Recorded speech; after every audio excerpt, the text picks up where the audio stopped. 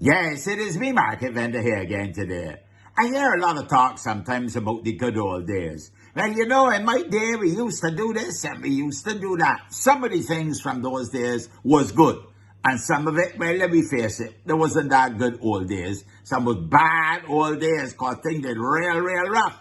And I want to go back here about the time about, well, market, let me go back to our house and that kind of stuff, and we want to bring water from the standpipe instead of having running water inside the house. No, nobody want to do that. Everybody want the modern conveniences. But I well remember, we had the supermarkets, you had the market, Fairchild Street Market, you had Cheapside Market, and one or two other little places here or there. You had the donkey cart with pass through the neighborhood, selling yam, potato, headers, and the slips and so on. I used to go for the goat and the sheep. And speaking of goat and sheep, then the rolls from the goat rolls and the sheep rolls and the fowl down, all of that was recycled and went back into the land. Maybe that's why we had good fruit trees and good vegetable gardens back in the day. And when you went to the grocery store in the neighborhood, you had to carry along your bottle, and when you call for a jill of oil or half pint or a pint or whatever, they bring out the funnel, and the fellow would pour it into the bottle and you carry it home. The message there in all of this is that you used to walk with your own bag, your own containers, and you came to the shop and you get your supplies and you went back home. You recycle it. These days, we got real problems because we live in a modern world where everything is disposable. Yeah. The modern car is disposable. The TVs, don't even try to fix one of them. All the big selling money you spend on them, and then you carry to get repaired. Well, the truth is, it can cost you more to fix this here than if you buy a new one. So you look at this TV and everything, but it looks fairly good. Why we can't fix it? That's the reality.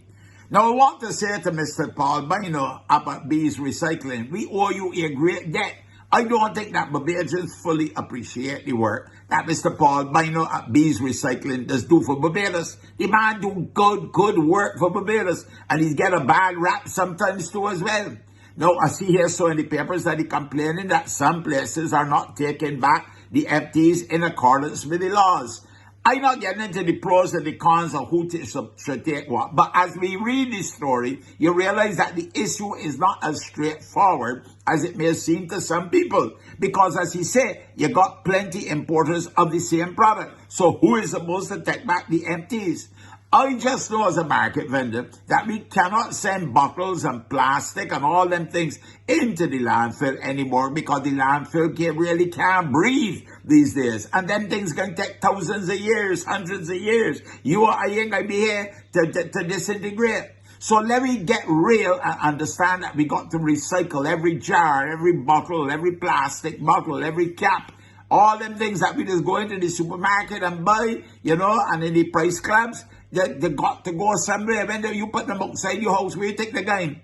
I want to say that Mr. Biden got a nice little recycling going on in my neighborhood. We put out the things on a Wednesday. You separate the plastics from the paper and so on. Make sure you rinse out all the containers and you put them out there and they come by and they collect them. Very good service. Thank you very much, sir. And I begin to see, wait a minute, all them bags and things would have normally been going to the landfill, and I feel shame. So let me try to work together. The importers and the recyclers and the consumers to make sure that we leave less of a footprint in this Barbados because it is a small island and we really want it nasty up and all these plastics and bottles and metals and things just going right into a landfill and covered down so you don't see it, but it's still there and it's going to be an environmental hazard for all of we. Mr. Binder, you're doing a great job, sir. I hope you get the help and the cooperation that you need. Starting with we, the public market vendor, gone for now. Have a blessed and a wonderful day. Yeah?